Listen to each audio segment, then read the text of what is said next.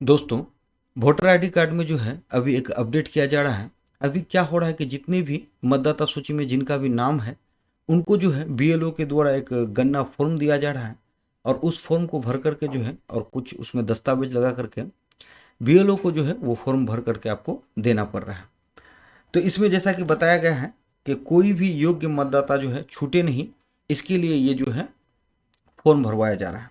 इस फॉर्म को भरवाने के पीछे का एक वजह ये भी बताया जा रहा है कि बहुत सारे ऐसे लोग हैं जो अपने राज्य को छोड़ के दूसरे राज्य में या फिर दूसरे देश में जाकर के बस गया है और उनका जो है मतदाता सूची में अब भी नाम है, तो उनके नाम को जो है हटाना है। और या फिर बहुत सारे ऐसे लोग जो इस दुनिया में है ही नहीं, उनकी जो है मृत्यु हो गई है और ऐसे लोगों का नाम अगर अब भी मतदाता सूची में है तो उनके नाम को जो है हटाने के लिए ये गन्ना फॉर्म जो है लाया गया है। और इसमें वही चीज़ बताया जा रहा है कि कोई योग्य मतदाता जो है छूटे नहीं, इसके लिए जो है गन्ना फॉर्म भरवाया जा रहा है। इसमें बताया जा रहा है कि अनुच्छेद 326 के अनुसार जो निर्वाचक है वो भारत का नागरिक हो, 18 वर्ष या उससे अधिक की आयु हो, क्षेत्र का जो है सामान्य निवासी हो। तो इसमें जो है दो तरह के लोग काम करेंगे। एक तो सबसे पहले कि क्या करेंगे बीएलओ, बीएलओ का क्या काम है वो बताएंगे और क्या फिर आपको करना है। तो बीएलओ जो है घर घर जाकर आंशिक रूप से भरे गए गन्ना प्रपत्र को जो है प्रपत्र जो है कि दो प्रतियां आपको देंगे। तो जो गन्ना फॉर्म है उसमें दो प्रति है और दोनों ही जो है आपको दिया जाएगा।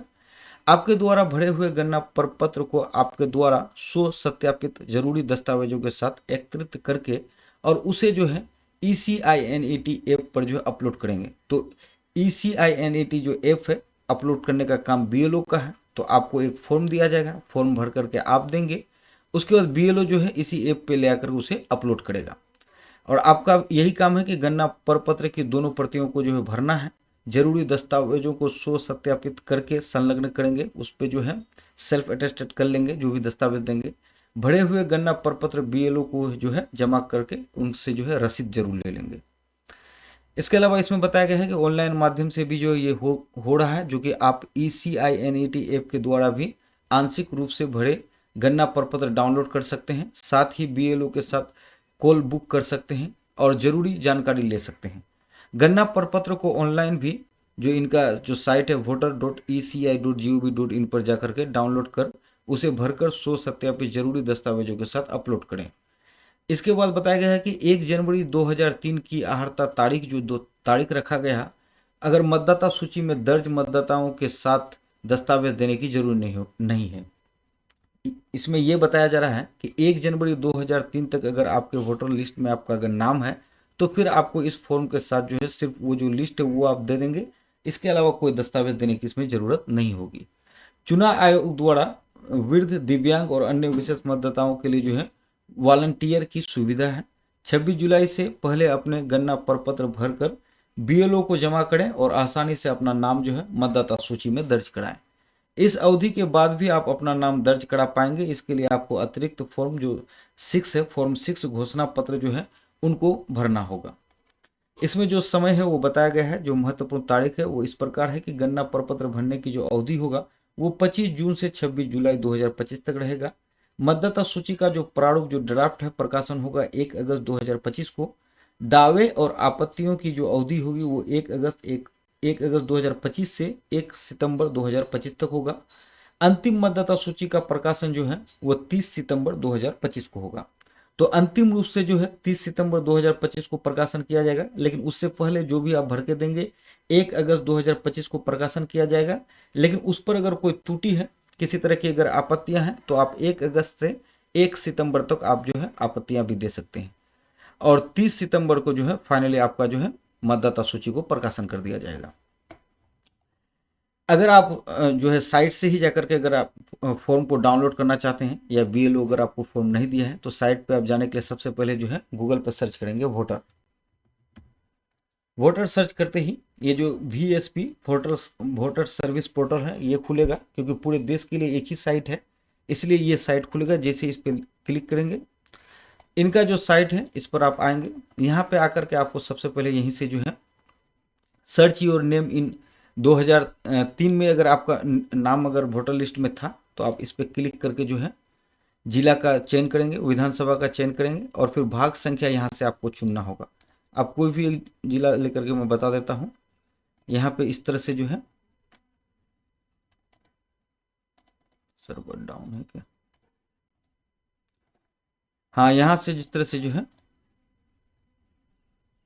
इस तरह से जो है लिस्ट खुलता है। इसमें जहाँ पर भी आपका आप जो है देख लेंगे, जो भी आपका लिस्ट में नाम होगा उस लिस्ट का जो है एक प्रिंट आउट निकाल लेंगे और आप यहाँ जो है इस तरह से कलम से टिक भी लगा देंगे और जो फॉर्म है उसके साथ इसको जो है संलग्न कर देना है।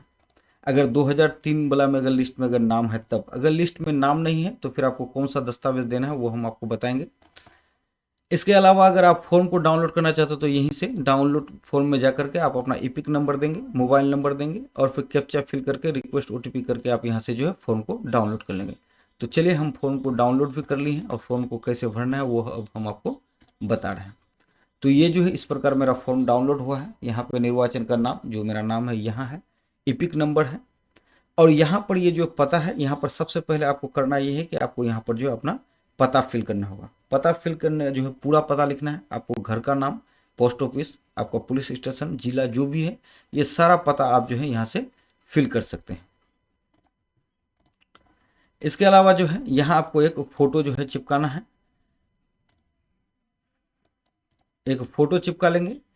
उसके बाद जो है यहाँ पे आपको जन्म तिथि भरना है, आधार संख्या यहाँ पे भरना है और आपका जो है जो मोबाइल नंबर है वो यहाँ पर आप फिल करेंगे। आधार संख्या को लेकर के ये बताया गया है कि अगर आपके पास आधार संख्या है तो भरिए, अगर नहीं है तो इसको आप छोड़ भी सकते हैं। यहाँ पर आपको पिता का नाम भरना है और फिर आपका पिता का जो ईपिक नंबर है, जो वोटर आईडी कार्ड का जो नंबर होता है, जैसे आधार कार्ड में 12 डिजिट का नंबर होता है उसी तरह से आपके वोटर आईडी कार्ड में भी एक ईपिक नंबर होगा, उसी नंबर को आपको यहाँ पे फिल करना है। तो आपको यहाँ पर तो आपका जो है जन्म तिथि, आपका आधार कार्ड और आपका मोबाइल नंबर फिल होगा। यहाँ पर आप अपने पिता का नाम और पिता का जो है ईपिक नंबर भरेंगे। यहाँ पर अपने माता का नाम और माता का ईपिक नंबर भरेंगे और आप अगर शादी कर लिए हैं तो आप अपने वाइफ का नाम और आप यहाँ पर जो है उनका ईपिक नंबर भरेंगे। और कोई अगर महिला अगर फॉर्म भर रही है तो यहाँ पर वो जो है अपना हस्बैंड का नाम और उनका जो है ईपिक नंबर यहाँ पर भरेंगे। उसके अलावा बताया गया है कि मैं अपने सर्वोत्तम ज्ञान और विश्वास से जो है घोषणा करता हूँ, मैं जो है 18 वर्ष से अधिक का हूँ और उपरोक्त पते का साधारण निवासी हूँ, भारत का नागरिक हूँ और किसी एक को चिन्हित करूंगा। तो यहाँ पर जो है आपको किसी एक पर टिक करना है। सबसे पहला जो यहाँ पर बताया गया है कि मेरा जन्म जो है भारत में 1/7/1987 से पूर्व में हुआ है। तो 1/7/1987 से अगर पहले आपका जन्म हुआ है तो आप इस बॉक्स पे टिक करेंगे। लेकिन अगर 1/7/1987 के बाद अगर आपका जन्म हुआ है तो इस पर टिक नहीं करना है। उसके बाद आप जो दस्तावेज लगाएंगे अपने जन्म तिथि या फिर जन्म स्थान को प्रमाणित करने के लिए नीचे दी गई जो सूची है, यहाँ पर जो है एक सूची है जिसमें 11 तरह के दस्तावेज हैं, इनमें से कोई एक दस्तावेज लगाना है। तो वो दस्तावेज क्या है वो मैं आपको बाद में बताऊंगा। लेकिन जिनका जन्म जो है 1/7/1987 और फिर 2/12/2004 के बीच हुआ है तो वो इस बॉक्स को टिक लगाएगा। उसके बाद बताया गया है कि मेरा जन्म भारत में 2/12/2004 के बाद हुआ है तो इस बॉक्स को आप टिक लगाएंगे। लेकिन ध्यान जो है ये देना है कि जिनका जन्म जो है यहाँ पर 1/7/1987 और फिर 2/12/2004 के बीच हुआ है तो वो अपने जन्म तिथि या फिर जन्म स्थान को प्रमाणित करने के लिए नीचे दी गई जो सूची है उसमें से कोई एक दस्तावेज देंगे और साथ में जो माता पिता का जन्म तिथि या जन्म स्थान को प्रमाणित करने के लिए भी एक दस्तावेज देना होगा। तो अगर जिनका जन्म 87 के बाद हुआ है वो जो है अपने जो है मतलब कि जन्म स्थान और जन्म तिथि को प्रमाणित करने के लिए जो दस्तावेज है वो अपना एक दस्तावेज देंगे, साथ में माता पिता का कोई दस्तावेज देंगे या फिर माता पिता का जो वोटर लिस्ट में नाम है उसी लिस्ट को इसमें शामिल करेंगे। सेम इसमें भी वही चीज़ कहा गया है लेकिन इसमें जो है 4 ऑप्शन दिया गया है। आप पिता का भी शामिल कर सकते हैं, माता का भी, और यदि माता पिता भारतीय नहीं है तो अपने जन्म के समय के उनके वैध जो पासपोर्ट वीजा होगा उनकी प्रतियां जो है इसमें लगाना होगा। मेरा जन्म भारत से बाहर हुआ है और विदेश में भारतीय मिशन द्वारा जारी जन्म प्रमाण पत्र संलग्न करना है। तो अगर भारत से अगर बाहर आपका जन्म हुआ है तो विदेश में जो है भारतीय मिशन द्वारा जारी जन्म प्रमाण पत्र जो है उसको शामिल करना है।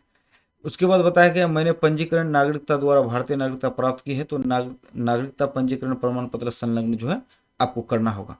इस तरह से जो है उसके बाद जो है आप जो दिनांक है जो दिन में आप वहाँ सबमिट करेंगे वो दिन यहाँ लिख देंगे, स्थान लिख देंगे और फिर आप जो है अपना हस्ताक्षर, तो जो भी इस फॉर्म जिनका भी ये फॉर्म है जो भी ये फॉर्म भर रहा है अपना हस्ताक्षर या फिर वो अगर पढ़े लिखे नहीं है तो बाएं अंगूठे का जो है वो निशान यहाँ जरूर लगाएंगे। अब दस्तावेज जो है 11 तरह के दस्तावेज जो इस प्रकार दिया गया है। तो पहला बताया गया है कि केंद्रीय राज्य पीएसयू के नियमित कर्मचारी हो, पेंशन भोगी को निर्गत कोई पहचान पत्र हो या पेंशन भुगतान आदेश पीपीओ हो। दूसरा बताया गया है सरकार, स्थानीय प्राधिकार, बैंक, डाकघर, एलआईसी, पीएसयू द्वारा भारत में एक साथ 1987 से पूर्व के निर्गत किया गया कोई भी पहचान पत्र अगर है, प्रमाण पत्र या दस्तावेज है वो लगाएंगे। उसके बाद सक्षम प्राधिकार द्वारा निर्गत जन्म प्रमाण पत्र अगर है तो वो लगा सकते हैं। पासपोर्ट अगर है तो वो लगाइए। मान्यता प्राप्त बोर्ड विश्वविद्यालय द्वारा निर्गत मैट्रिकुलेशन या शैक्षणिक प्रमाण पत्र है तो वो लगाइए। सक्षम राज्य प्राधिकारी द्वारा निर्गत स्थानीय निवास प्रमाण पत्र है तो वो लगाइए। वन अधिकार प्रमाण पत्र है तो वो लगाना है। सक्षम प्राधिकार द्वारा निर्गत ओबीसी, एससी, एसटी या कोई जाति प्रमाण पत्र है तो वो भी लगा सकते हैं। राष्ट्रीय नागरिक रजिस्टर में अगर नाम है तो वो लगाइए। राज्य स्थानीय प्राधिकारों द्वारा तैयार किया गया पारिवारिक रजिस्टर है तो वो लगाइए। सरकार की कोई भी भूमि या मकान आवंटन प्रमाण पत्र है तो वो लगाइए। तो इनमें से जो है जो 11 तरह के दस्तावेज, इनमें से कोई एक ही दस्तावेज आपको लगाना है। अगर आप पढ़े लिखे हैं तो आपका जो है ये वाला 5 नंबर वाला मान्यता प्राप्त बोर्ड विश्वविद्यालय द्वारा निर्गत मैट्रिकुलेशन के जो है प्रमाण पत्र तो जरूर होगा, आप उसको जरूर लगाएंगे। लेकिन ध्यान ये रखना है कि आपका उम्र अगर जन्म अगर 87 के बाद हुआ है तो साथ ही साथ मैट्रिकुलेशन का एक पेपर तो आप लगाएंगे ही, साथ में माता पिता में से किसी का जो वोटर लिस्ट में अगर नाम है 1 जनवरी 2003 तक का, उनका सूची भी उनके साथ जरूर लगाना है। और जिनका अगर नाम है तो वो सिर्फ सूची ही दे देंगे, यही उनके लिए काफ़ी होगा, क्योंकि वहाँ पर भी वही चीज़ बताया गया था और यहाँ भी जो है यही चीज़ बताया गया है। यहाँ पर भी यही बताया गया है कि सिवाय जहाँ आहर्ता तिथि 1/1/2003 के आधार पर बिहार के निर्वाचक नामावली का उद्धरण उपयोग किया गया है और अपने आप में पर्याप्त दस्तावेज माना जाएगा। तो 1/1/2003 में अगर आपका नाम शामिल है सूची में तो इसमें जो है यही आपके लिए एक पर्याप्त दस्तावेज हो जाएगा। तो चलिए इस वीडियो में इतना ही, मिलते हैं फिर किसी दूसरे वीडियो में, तब तक के लिए जय हिंद जय भारत।